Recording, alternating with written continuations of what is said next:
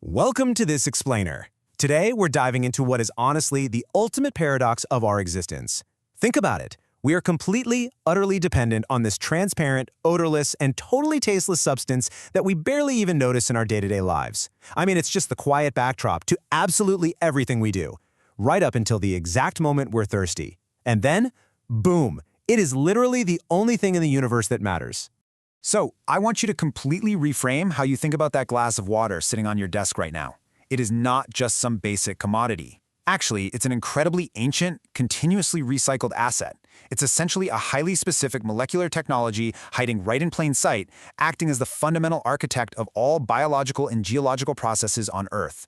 You are literally drinking the exact same molecules that have sustained life since its very beginnings. Crazy, right?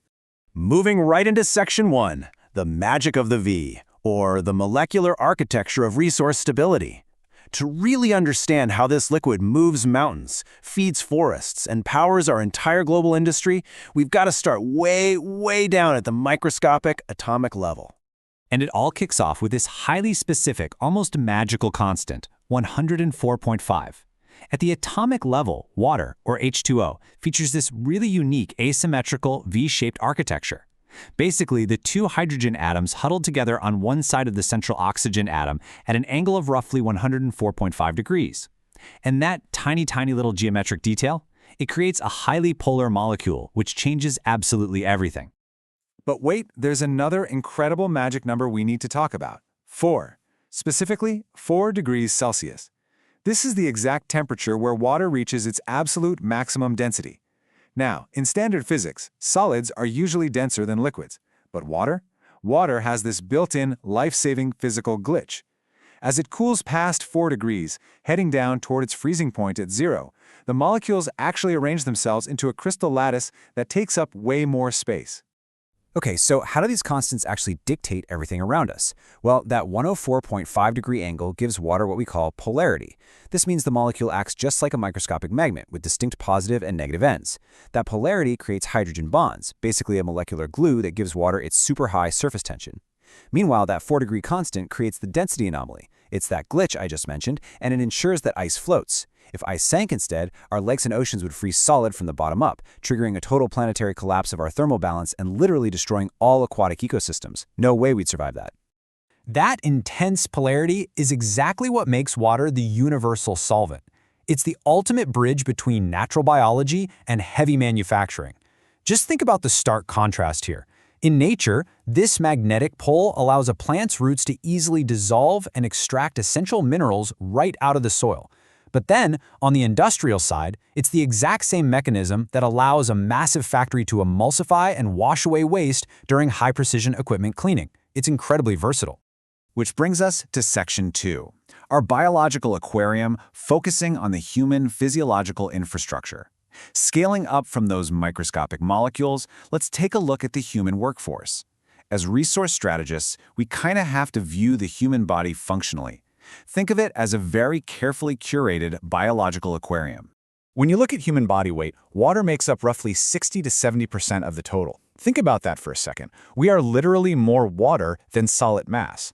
This means that managing our internal water isn't just about grabbing a drink when we feel thirsty. It is the absolute primary driver of our physiological efficiency and, by extension, our labor stability. Any disruption in that internal supply chain is a massive, systemic threat to human capital. Let's break down exactly what all this internal water is doing for you right this very second. Using that surface tension and cohesive strength we talked about, it literally defies gravity via capillary action to squeeze through your narrowest vascular systems. It's acting as a high-speed internal highway, delivering nutrients and oxygen everywhere they need to go. It breaks down your food. It operates as a highly sophisticated thermal regulator, constantly absorbing and releasing heat to keep your human machinery operating within very narrow, safe tolerances. Plus, it provides the liquid core that gives your cells their physical integrity, preventing an immediate biological shutdown. All right, Section 3, the global sky river and the hydrological supply chain. Zooming way out from our own bodies to the whole global ecosystem, we run into the ultimate circular economy. We're talking about a completely self-sustaining recycling masterpiece that operates across massive scales of time and geography. Let's trace this sky river. It all kicks off powered by sheer solar energy. The sun causes evaporation from surface waters, which then mixes with the biological breath of plants, a process we call transpiration, pushing tons of water vapor straight up into the air. As that vapor rises, it starts to cool down and undergoes condensation, huddling together into those tiny liquid droplets we see as clouds. And finally, gravity takes over and reclaims this moisture through precipitation, sending it right back down to Earth as rain, snow, or hail. Now, because of this continuous, endless loop, the water we are using today is quite literally the exact same ancient water that the dinosaurs drank. It's all just borrowed from this massive, closed-loop supply chain.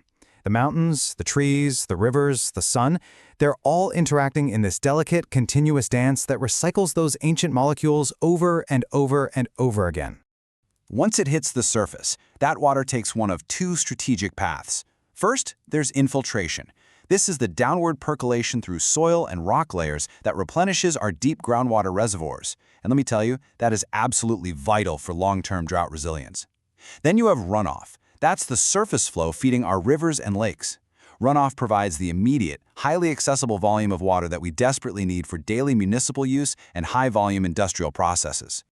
Moving to Section 4, the economics of water, looking at sectoral dependency and vulnerability. It's time to face the fact that our entire global economy is completely at the mercy of this ancient, closed-loop recycling system we just explored. Make no mistake, water is the absolute cornerstone of global commerce. Just look at the staggering dependency across these major sectors. In agriculture, the reliability of irrigation directly dictates whether or not global food prices stay stable. Over in industry, water's latent heat of vaporization, which just means its ability to absorb a massive amount of heat before it boils, ensures that heavy machinery can run continuously without melting down.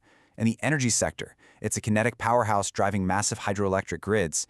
And for global trade, large bodies of water provide the world's lowest cost infrastructure for shipping international goods in bulk. We need it for literally everything. But here is the ultimate vulnerability in all of this. Yes, the oceans are incredible. They act as massive planetary heat sinks, absorbing thermal energy and keeping our global weather patterns somewhat stable. But they also hold 97% of the Earth's total water as salt water. That leaves a tiny, finite 3% slice of fresh water available to sustain absolutely all of human agriculture, daily consumption, and industrial use. Just 3%. Which leads us straight into Section 5, proactive stewardship and mitigating hydrostrategic risk. Recognizing that terrifying 3% reality means we have to fundamentally shift how we do things. We have to move away from this old model of endless blind exploitation and pivot toward a hardcore strategy of proactive risk mitigation. And we can actually achieve this through 4 main pillars of conservation. Number 1, rigorous waste reduction audits in both our daily lives and our industrial routines. Number 2, proactive, critical infrastructure maintenance. Number 3, integrating high-efficiency closed-loop recycling technology wherever possible. And number 4, actively harvesting rainwater to diversify our supply portfolio and catch that atmospheric precipitation before it just runs off. I actually want to zero in on that second pillar for a second. Infrastructure maintenance. This matters directly to the economy, and frankly, it matters to you and your wallet. We have got to identify and seal up what strategists call clandestine leaks hiding in our distribution networks. From a purely economic standpoint, every single drop that is lost to an invisible, underground pipe break is unrecovered revenue and unaccounted for resource loss. Stopping these leaks isn't just a nice idea, it's a strictly non-negotiable step if we want any kind of long-term operational resilience. Ultimately, you can see that water plays this incredibly profound dual role in our existence. It's the universal solvent that makes chemistry and biology even possible, while also acting as the global thermal regulator, keeping our bodies and our planet stable. And because there is literally no substitute for it anywhere on the market, it represents the most precious common ground for all organizational, environmental, and economic planning. So, I want to leave you with a provocative thought to chew on today. From that tiny 104.5-degree atomic angle all the way up to the massive global sky river, you now know the blueprint. So, what is our collective responsibility toward protecting this clandestine miracle? This ancient, continuously recycled liquid asset quite literally holds our bodies, our industries, and our entire world together. Next time you grab a drink, really think about how you use it, how we manage it as a society, and how we can all become better stewards of the absolute most extraordinary substance on Earth. Thanks for joining me for this explainer. Keep learning, and I'll catch you next time.